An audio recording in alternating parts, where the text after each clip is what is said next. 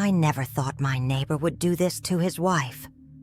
In today's video, I'm going to tell you a story that will blow your mind.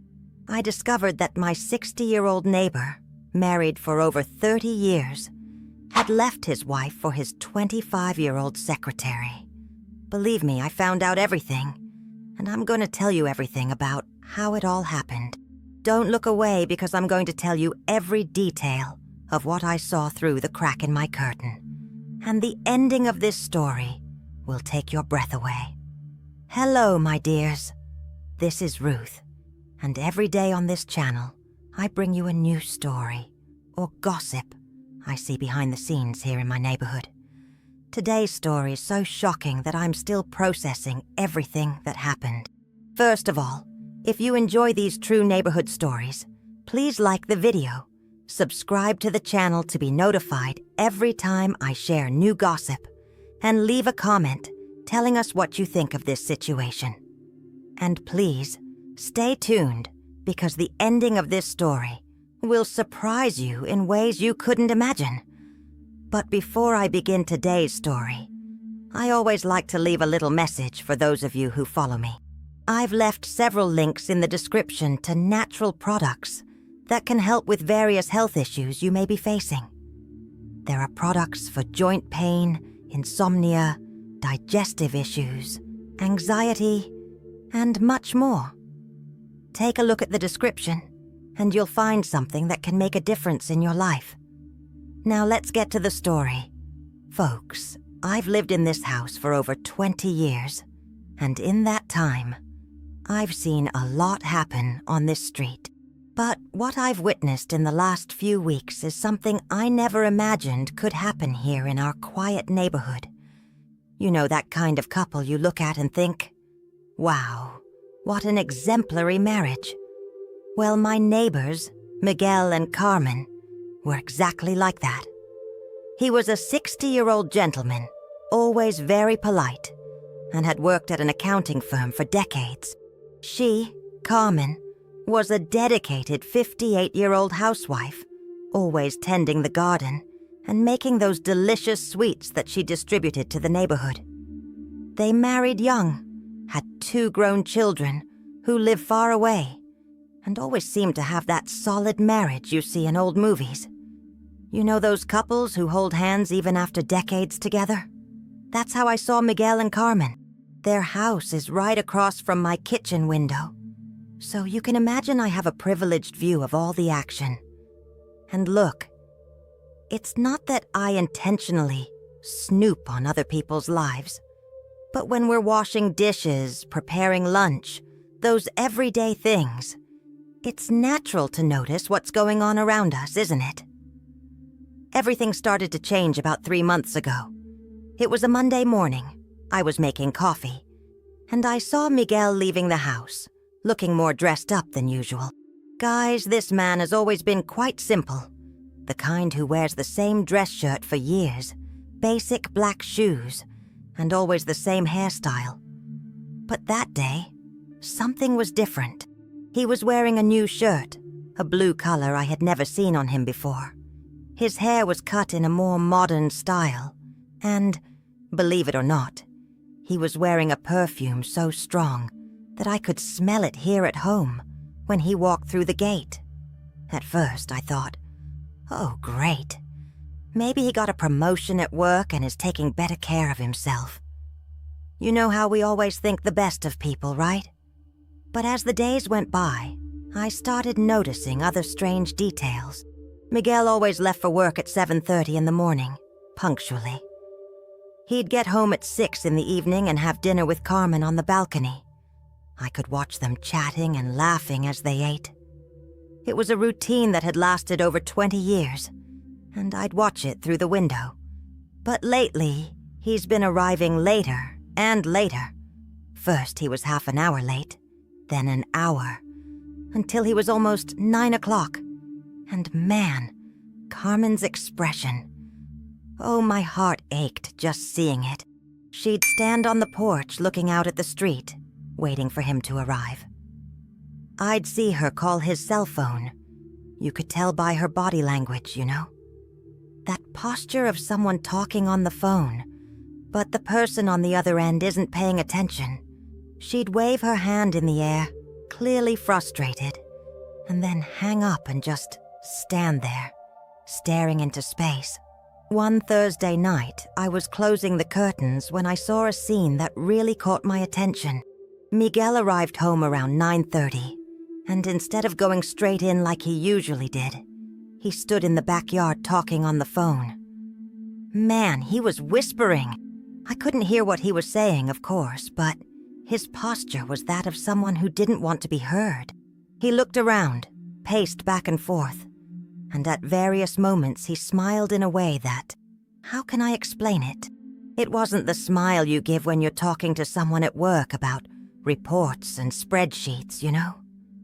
And look, if there's one thing I've learned in my 67 years of life, it's that when a man who's been married for decades starts having secret conversations in the backyard, whispering on the phone and coming home late, something very wrong is happening. Poor Carmen was clearly noticing these changes too. I could see her through her kitchen window, and the expression on this woman's face. Man, it was one of someone suspicious, but trying to convince herself she was imagining things. Do you know that feeling? When you know something isn't right, but your mind keeps trying to find normal explanations for abnormal behavior? That's exactly what I saw happening to Carmen. She started doing things she'd never done before. For example, whenever Miguel came home late, she'd go to the living room window, which faced the street, and look at his car. I noticed she was checking to see if it was warm, if there was any unusual smell. Those things we do when we're suspicious. And another thing that caught my attention, Miguel started showering as soon as he got home. This guy was always the kind of guy who would come home from work, eat dinner, watch TV, and then wash up. But now, it was the first thing he did. He'd come home and go straight to the bathroom. I once saw Carmen taking his shirt from the laundry basket and sniffing it. My dears, her heart was suspicious, and rightly so. But what really made me realize something very serious was going on was one Friday night. I was in the kitchen making my evening tea when I heard an argument coming from their house. It wasn't shouting, but I could hear the altered tone. I could hear Carmen asking where he was so late, and he responded with that irritated voice you use when you're being questioned about something you don't want to explain. He said things like, "You're paranoid. It's just extra work. The company has a lot of work." But guys, I've known Miguel for over 20 years. This man never, ever had extra work.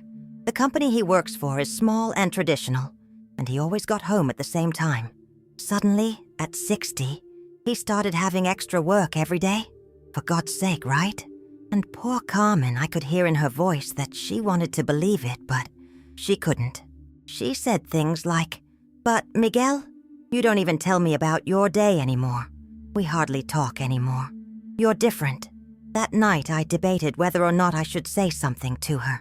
You know how it is. We're faced with that dilemma. Should I get involved? Shouldn't it be better to just let it go? But at the same time, seeing Carmen like that, clearly suffering and suspicious, and that's when I decided to pay more attention. Not out of malice, not out of gossip, but because I genuinely care about this woman. She's always been so kind to me, always helped me when I needed it, and I couldn't just watch her suffer without knowing the truth. Then I started noticing more details. Miguel was truly different in every way. His posture, his way of dressing, even his walk were different. He seemed more, how can I say, vain, more concerned with his appearance. And guys, something that really intrigued me, he started leaving the house on weekends too, always with the excuse that he had to take care of something at work, or that he was meeting a friend. But that was so strange. Miguel was one of those homebody men who spent all Saturday at home, helping Carmen in the garden, watching football on TV. Suddenly, every weekend he had something to do outside. He was always very well dressed, always wearing that strong perfume, always checking his phone constantly. One Saturday morning, I was watering my plants on the porch when I saw him leaving the house at 10 o'clock, very well dressed. Carmen was at the window, and I could clearly see the look of sadness on her face. She stood there, watching his car disappear around the corner, with that look of someone who felt abandoned.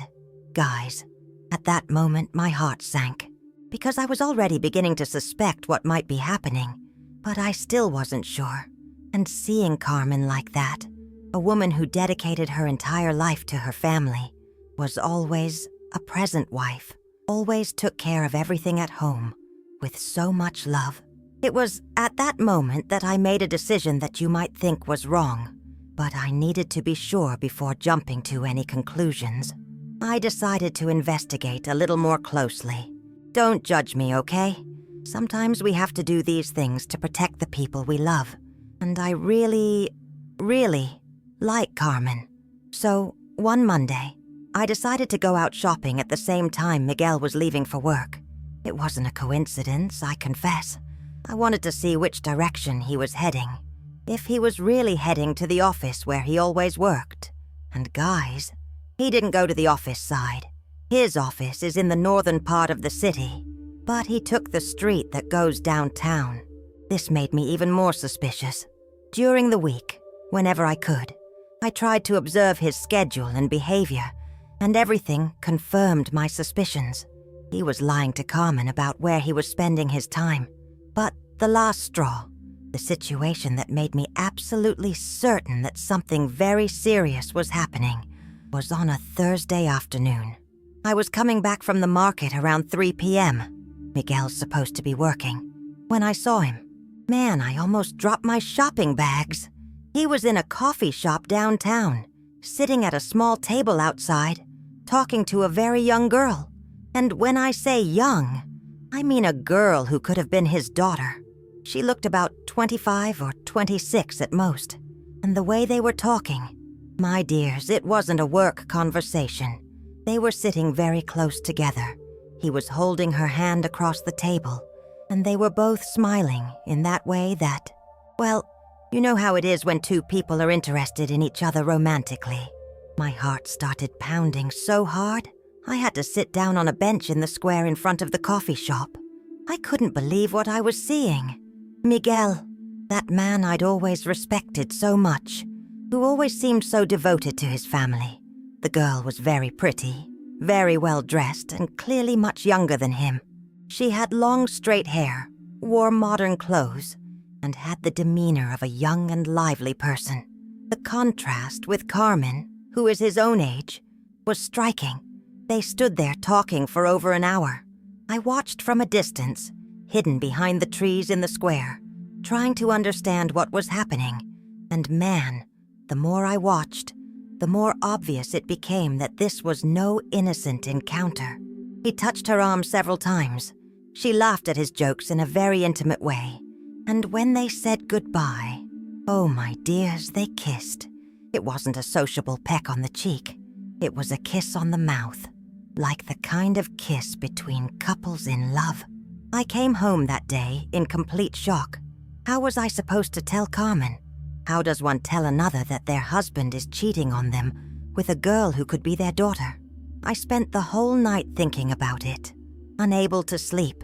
I kept picturing poor Carmen at home, cooking dinner for a husband who was wasting his time and affection on someone else. And worst of all, she clearly already suspected something, but was probably trying to convince herself it was paranoia. How many women go through this? How many times do we feel something is wrong, but our mind tries to protect us by creating more palatable explanations? The next morning, I saw Carmen in the garden, tending to the plants as usual. But she was different. Her movements were slower. Her posture was more hunched, and even from a distance, I could tell she was sad. It was at that moment that I made one of the hardest decisions of my life. I couldn't leave this woman suffering in uncertainty. She deserved to know the truth, no matter how painful it was. But before taking any action, I needed to be absolutely sure what was happening. After all, I'd only seen one encounter. Maybe it was a coworker, maybe it was some situation I wasn't quite understanding. So I decided to investigate a little further. Don't look away, my dears, because what I discovered next will shock you even more than you can imagine. Over the next few days, I began paying attention to every detail of Miguel's behavior. And the more I observed, the more evidence I found that he was indeed having an affair. For example, he started using his cell phone in a completely different way. Before, when he got home, he'd leave it anywhere and not pay much attention to it. But now, his phone was always glued to his hand. He checked messages constantly, and always with that little smile on his face that made it clear he was receiving messages that made him happy. And another thing, whenever the phone rang or a message arrived, he'd walk away from Carmen to answer it. He'd go to the backyard or another room in the house. That's typical behavior of someone hiding something, right? One afternoon, I was on my porch when I heard him talking on the phone in the backyard. His voice was low, but the tone was affectionate and intimate. I caught a few stray words like, "I miss you. I want to see you. You make me feel young again." Ah, man, my stomach turned over hearing that. How can a man say such things to another person when he has a wife at home who has loved him for over 30 years? And poor Carmen. I could see she was noticing these changes too. I saw her often trying to talk to him, asking about his day, trying to rekindle the intimacy they once had. But he was always distracted, always in a hurry, always with his mind elsewhere.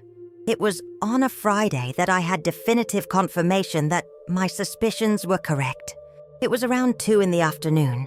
I was organizing my closet when I heard a car pull up in front of their house. I looked out the window and saw it was Miguel, who must have been working at that time. He quickly got out of the car, looked around as if checking for anyone, and went into the house. A few minutes later, he came out again, this time with a small suitcase in his hand. Man, my heart raced. Was he leaving? Was he leaving Carmen? I was glued to the window, watching his every move. He put his suitcase in the trunk of his car and went back inside. This time he stayed inside for about 20 minutes. When he came out, I could see he was nervous, fiddling with his hair, checking his watch constantly. Carmen appeared at the door to say goodbye, and the expression on her face, man, it was that of a woman completely lost. She was clearly trying to understand what was happening, but he wasn't giving her a clear explanation. I heard him mention something about a last-minute work trip, that he'd be back on Sunday. But from his body language, it was obvious he was lying. And Carmen, even though she tried to believe it, I could see in her eyes that she knew something was very wrong. After he left, Carmen stood at the door for a long time, staring out at the empty street. And man, the look of sadness and confusion on this woman's face broke my heart. That night, I saw lights on in their house. Until very late, Carmen was clearly sleepless, probably trying to figure out what was happening with her marriage. On Saturday morning, I was sipping my coffee when I received a call that changed everything. It was my friend Rosa, who works at an events company downtown. She was frantic on the phone.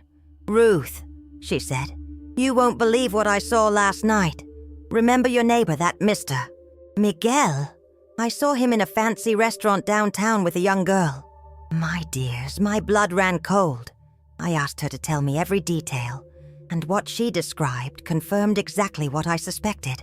According to Rosa, they were dining at an expensive restaurant, acting like a loving couple. The girl was very young, well-dressed, and the two were in a romantic mood. She said she felt embarrassed watching because the age difference was so striking. But there they were, shamelessly, acting like lovers.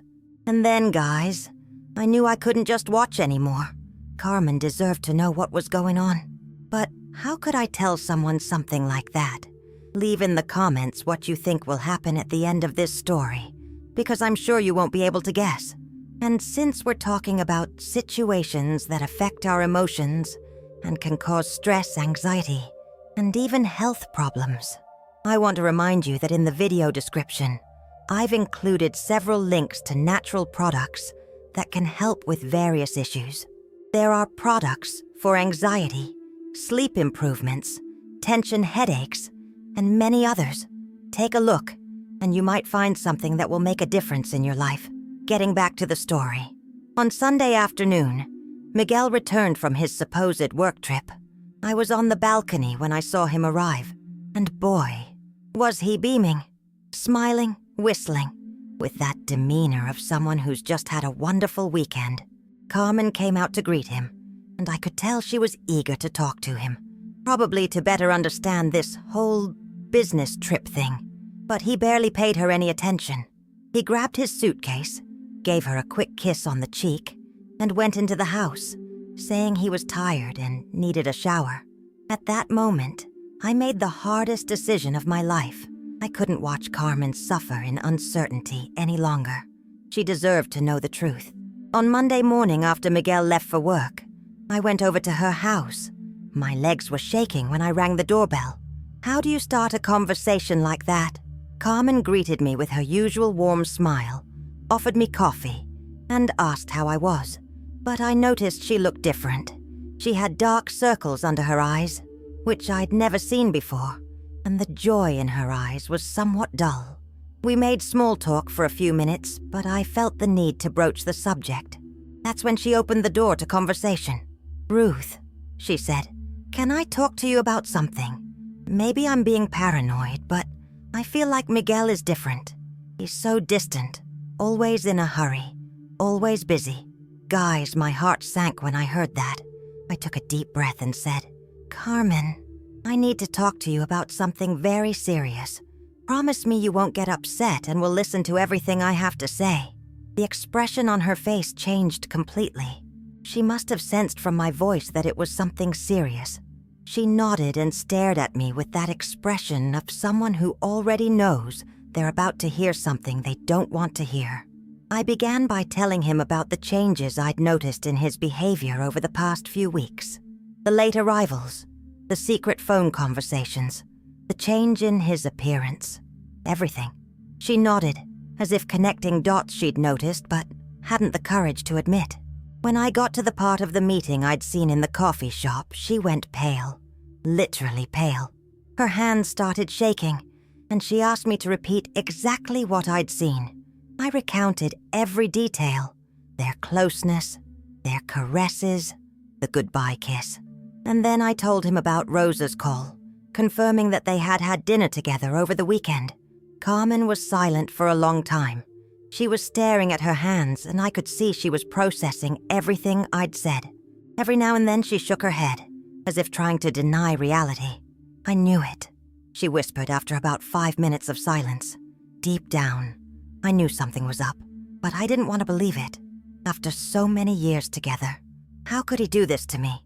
Guys, seeing this woman cry was one of the hardest things I've ever witnessed. She cried silently, tears just streaming down her face, and she kept saying, I knew it, as if blaming herself for not having confronted the situation sooner. I tried to console her, telling her it wasn't her fault, that, unfortunately, these things happen, and it's not a reflection of her worth as a person or as a wife. But how do you console someone in a situation like that? We talked for hours. She told me things I didn't know about their relationship. Apparently, in recent years, he'd become more distant, less affectionate, less present. She'd tried to talk to him several times, suggested trips, tried to rekindle their romance, but he always found an excuse. "I thought it was age," she said. "I thought it was normal after being married for so long. But now I understand he was just losing interest in me." I told her that wasn't true, that the problem was with him, not her. But you know how hard it is to convince someone of that in a situation like that. What impressed me most was her maturity in handling the situation. She didn't yell, curse, or even talk about making a fuss. She just wanted to understand how to proceed from there. "What do I do now, Ruth?" she asked me. "Do I confront him? Do I pretend I don't know? Do I ask him to leave the house?" I told her this decision was hers to make, but that she deserved an explanation. She deserved him to be honest about how he was feeling and what he wanted for their future. We discussed several possibilities. Maybe it was a midlife crisis and he'd come to his senses.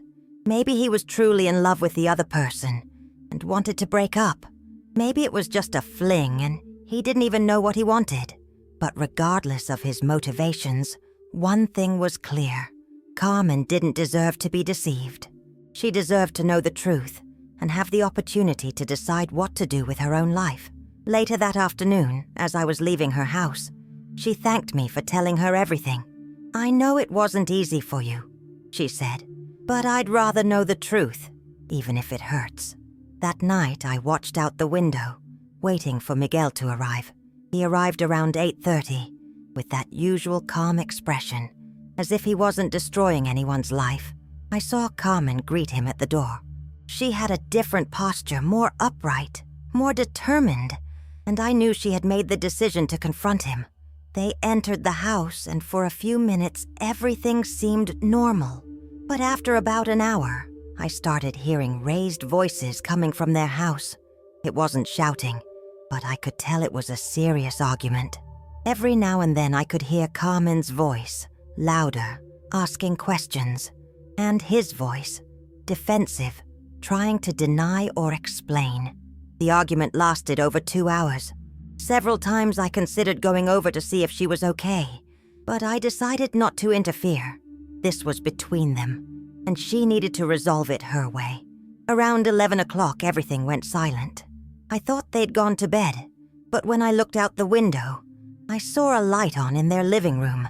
They were probably talking in low tones, trying to come to some conclusion. The next morning, Tuesday, I was anxious to know what had happened. Miguel left for work at his usual time, but I noticed his expression was more serious, more worried. Around 10 in the morning, Carmen appeared in the garden. She was wearing sunglasses, but even so, you could tell she'd been crying. She fiddled with the plants for a while, but it seemed like she was just trying to distract herself. I waited until noon and went over to bring her a cake I'd made. It was an excuse to see how she was doing, and if she needed anything. When she opened the door, I could see that she had indeed been crying all night. Her eyes were puffy, her face was pale, but she tried to maintain her composure. "How was the conversation last night?" I asked as we entered her kitchen. She took a deep breath and said, "He confessed everything, Ruth, everything." Man, my heart skipped a beat when I heard that. Had he admitted to the affair? "He told me he met this girl about 6 months ago," she continued. "Her name is Sophia, and she's a secretary at the company where he does accounting for some clients. She's 25, Ruth, 25. She was speaking in a controlled voice, but I could hear the pain behind every word. "At first, it was just professional conversations," she continued. "But then they started having lunch together, talking about personal things. He said he felt rejuvenated, that she made him feel important, attractive, desired." I heard all this with a heavy heart. How could a man throw away 30 years of marriage for a sense of youth? "And the worst part," she said, "is that he told me he doesn't know if he wants to stay married to me. He said he needs some time to think, to figure out what he really wants." My dears, I was outraged to hear this. How come he needs time to think? Didn't he think before he started cheating on his wife? Didn't he think before he lied for months? "And you, Carmen, what did you say to him?" I asked. "I told him that if he wants to be with her, let him go. But don't mess with me anymore. Don't make me look like an idiot. If he wants to break up, let him make the decision soon. I'm not going to stay here waiting for him to decide whether or not I'm good enough for him anymore." Guys, I was proud of her posture. Even though she was destroyed, she had the dignity to not beg, not to humiliate herself. "He said he's going to spend a few days at his brother's house to think things over," she continued. "But Ruth, deep down, I already know what his decision will be. A 60-year-old man feeling young again with a 25-year-old woman. Do you think he'll choose to stay with his old wife?" I tried to be optimistic, saying that sometimes people realize what really matters, that maybe he'd realize the value of what he had with her. But deep down, I also thought he'd choose adventure. For the rest of the week, Carmen stayed home alone. Miguel didn't return, didn't call, didn't give her any news. She tried to maintain her normal routine, taking care of the house and the garden, but it was obvious she was suffering greatly. I'd go over there every day to bring her something, keep her company, and try to distract her. Sometimes we'd talk about other things. Sometimes she'd vent about the situation, but always with dignity, without speaking ill of him, just trying to understand how she'd gotten to that point. On Saturday, a week after their conversation, Miguel showed up. I was watering the plants when I saw him arrive. He had a serious, determined expression, like someone who had made an important decision. They talked for over an hour. I couldn't hear what they were saying, but from their body language, I could tell it was a very long conversation. When he left, he was carrying more clothes and some personal belongings. Carmen stood at the door, watching him load everything into the car, with that expression of someone witnessing the end of an era. After he left, I waited a few minutes and then went to check on her. He made his choice, she told me as soon as she opened the door. He's moving in with her. He said he's in love, that he wants to start his life over. Guys, even though I was expecting it, hearing the confirmation was a shock. How can a man abandon 30 years of history for a passion? And how are you feeling? I asked. Relieved, she replied, completely surprising me. It sounds strange, but I'm relieved. At least now I know the truth. I don't have to keep wondering, trying to figure out what's going on. We stayed up late talking that night. She told me that despite the pain, she felt free to start over too. She said that in recent years she hadn't been happy in her marriage, that she felt like they were just sharing the same roof, without affection, without real intimacy. Maybe it's better this way, she said. I'm still healthy. I still have the energy to experience new things. I'm not gonna sit here lamenting what's over. My dears, this woman's strength truly impressed me. Within a week, she had discovered the betrayal, confronted her husband, heard he was leaving, and yet she was still able to see the positive side of the situation. Over the next few weeks, it was interesting to observe the changes in the neighborhood's routine. Carmen actually started doing new things. She joined a gym, started attending a book group, and freshened up the paint on her house. And Miguel, well, he'd show up every now and then to get more things, always very embarrassed, avoiding eye contact with me and the other neighbors. I could tell he was uncomfortable with the situation, probably because he knew the whole neighborhood knew what he'd done. One afternoon, about 3 weeks after he'd left home, I saw him arrive in a different car, a new, modern car, the kind young people like to drive, and in the passenger seat was her, Sophia. Seeing the two of them together there, in front of the house where he'd raised a family for decades, was one of the most surreal things I've ever witnessed. The girl was truly beautiful, very young, but there was something in her expression that caught my attention. She didn't seem entirely comfortable with the situation. She stayed in the car while he went into the house to get a few more things, and I could see her looking at the house, at the garden that Carmen tended so lovingly, with a thoughtful expression. Was she realizing what she had destroyed? Was she imagining what it would be like to be in Carmen's shoes a few years from now? When Miguel left the house carrying a box with his last belongings, Sophia got out of the car and went to help him. And then, something happened that really struck me. Carmen appeared at the living room window, and the two women locked eyes. It was only for a few seconds, but it was a look laden with meaning.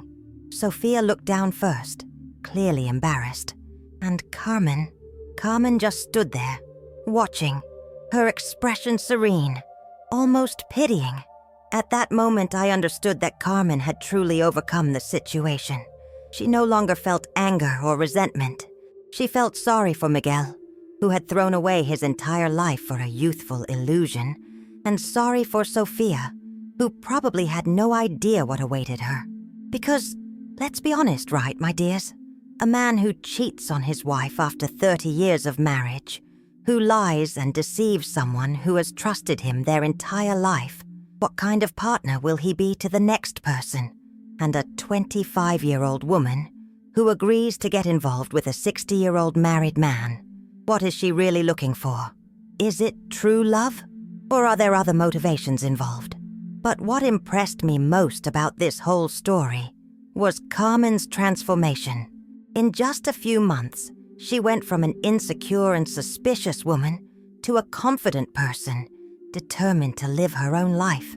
She started traveling, something she'd never done alone. She completely renovated the house, developed new hobbies, and made new friends. It was as if she'd rediscovered who she was beyond being Miguel's wife. And Miguel, well, I still saw him every now and then on the street, always in his new car, always well-dressed, trying to maintain the appearance of a young and successful man. But there was something in his eyes that gave me the impression he wasn't as happy as he wanted to appear. Was he realizing what he had lost? Was the reality of living with someone 35 years his junior different from what he had imagined? But that's just my impression, right? Maybe he's truly happy with the choice he made. Only time will tell if it was worth trading a lifetime of history for a sudden passion. What I can say is that this whole situation made me reflect a lot about relationships, about fidelity, about how we deal with the passing of time and the changes that life brings. But guys, now I need to tell you what happened next, because this story wasn't over yet. And the ending, oh my dears, the ending was something none of us expected. About 6 months had passed since Miguel had left home.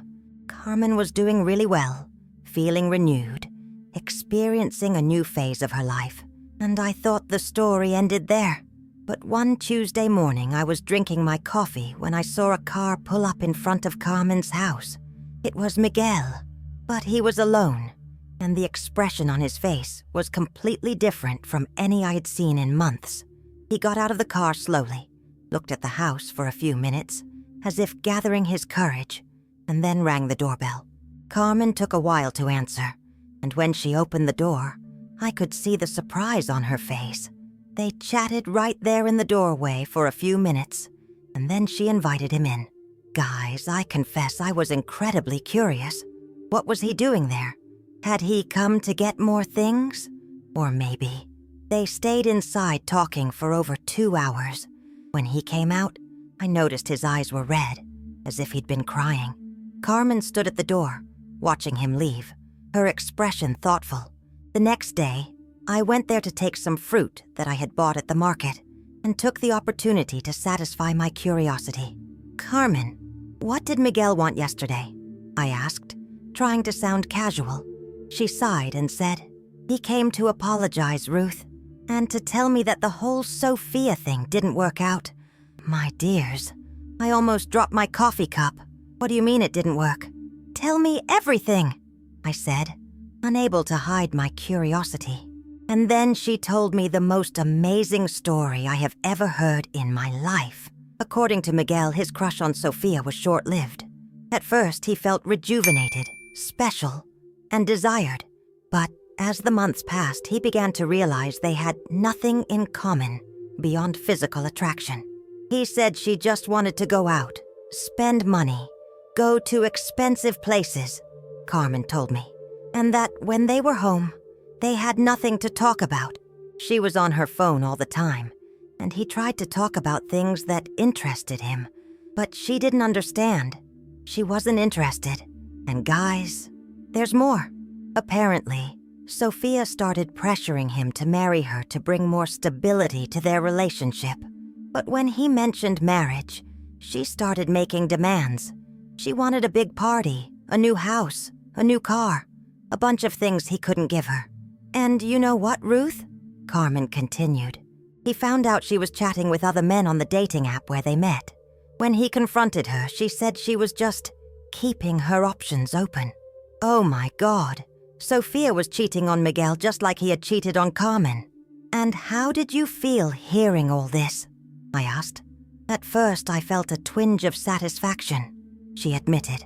You know that feeling of serves you right? But then I just felt sorry for him. Sorry for a 60-year-old man who thought he could start his life over as if he were 25. Carmen told me that Miguel had cried a lot during the conversation, asked for forgiveness several times and asked if there was any possibility of them getting back together. And what did you answer? I asked, holding my breath. I told you it was too late, she replied firmly. Not because I'm still hurt, but because I discovered that I can be happy on my own. I discovered who I am, beyond being his wife. Guys, I was thrilled to hear this. Carmen had truly become a strong, independent woman. Besides, she continued, how will I ever trust him again? How will I sleep soundly knowing he's capable of lying to me for months? How will I believe him when he says he loves me, knowing that one day he said he loved me, while simultaneously being with someone else? She was right? Trust is a very fragile thing. Once broken, it's very difficult to rebuild. But folks, the story doesn't end there. 2 weeks after Miguel's conversation with Carmen, I was returning from the grocery store when I noticed some strange activity at his house, which was now empty, as he had rented a small apartment downtown. There was a moving truck parked there and several people carrying furniture and boxes into the house. I thought maybe he'd come back, but when I looked closer, I saw that the person coordinating the move was a woman I didn't know. She was a well-groomed woman in her early 50s, directing the moving process like someone who knew what she was doing. And she had a sold sign in the front yard. Guys, Miguel had sold the house where he had lived with Carmen for over 20 years, where they had raised their children, where they had built their entire lives. When Carmen heard about this, she was a little shaken, not because she wanted her house back, but because it was the definitive end of a chapter in her life. It's strange, she told me, to know that other people will live there, that they will create other memories in that place where we were so happy for so long. But you know what impressed me most? The new neighbor, whose name is Elena, is an incredible woman. She's a widow with 2 grown children, and she moved here because she wanted to start over in a smaller, quieter town. And you won't believe it, she and Carmen hit it off. They're similar in age, have similar tastes, and quickly became friends. Now they take morning walks together, go to the movies, take dance lessons, and travel together.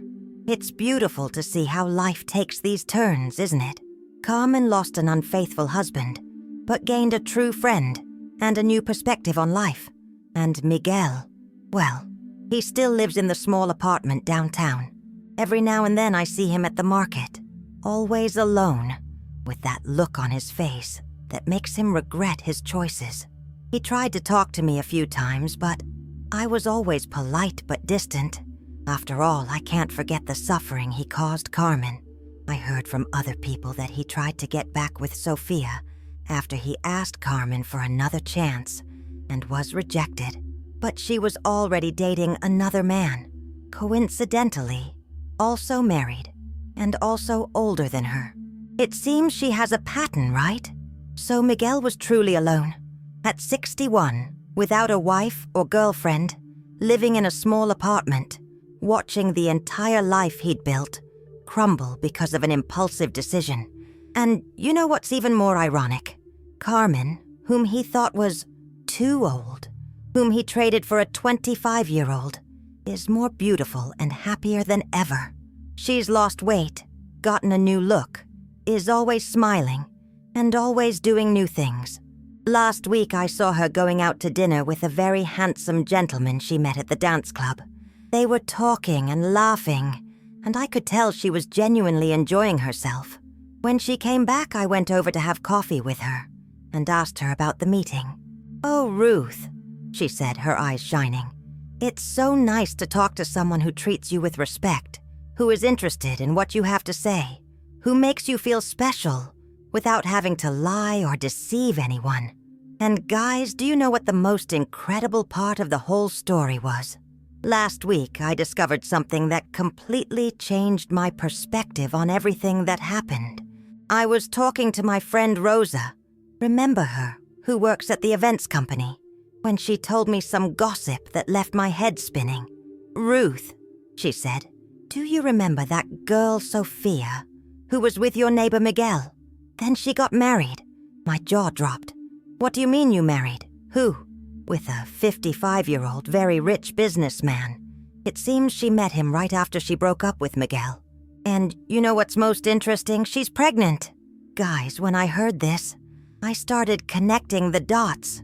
Sophia had broken up with Miguel, quickly found a new relationship, gotten married, and was now pregnant, all in a matter of months. Could it be that when she was pressuring Miguel to get married, when she was making demands, when she was keeping her options open on the app, could it be that she already knew about the pregnancy? Was Miguel just a step on her ladder to a more advantageous relationship? Was she never really interested in him, but rather in what he could offer? And if that's true, imagine Miguel's face when he finds out. He destroyed a 30-year marriage, deeply hurt a woman who truly loved him, lost his family, lost his home, lost everything, for a woman who was just using him to get where she wanted to go. But you know what I find most interesting about all this? The fact that, in the end, the winners were the very ones who seemed to have lost in the beginning. Carmen, who was betrayed and abandoned, discovered her own strength, rediscovered who she was, made new friends, found new passions, and is now living the best phase of her life. Miguel, who thought he was gaining everything by leaving his old wife for his new girlfriend, ended up losing everything. His family, his house, the respect of the community. And on top of that, he discovered that he was being used. And Sophia, well, she got what she wanted. A rich, stable husband. But will she be happy? Will she do the same thing to this new husband in a few years? What I learned from this whole story is that we should never judge a situation by its initial appearance. What appears to be a tragedy can turn into a liberation. What appears to be a victory can turn out to be a great loss. And most importantly, we should never underestimate the strength of a mature and determined woman. Carmen taught me that we can start over at any age, that we can discover new things about ourselves even after decades, and that sometimes losing something we thought we wanted is the best thing that can happen to us. Subscribe to the channel, my dears, so you don't miss the next neighborhood stories. Leave a like if you enjoyed this story. And tell me in the comments what you thought of everything that happened. Do you think Miguel regretted it? Do you think Carmen was right not to give him a second chance? And don't forget to check out the video description, where I've included several links to natural products that can help with various health issues. There are products for anxiety, mood boosters, joint pain, insomnia, and much more.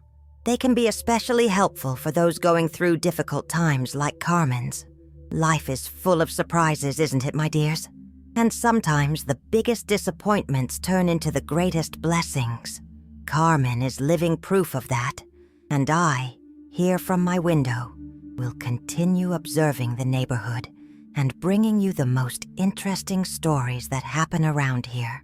Because one thing I guarantee, there's always something interesting happening when we pay attention. Until the next video, my dears.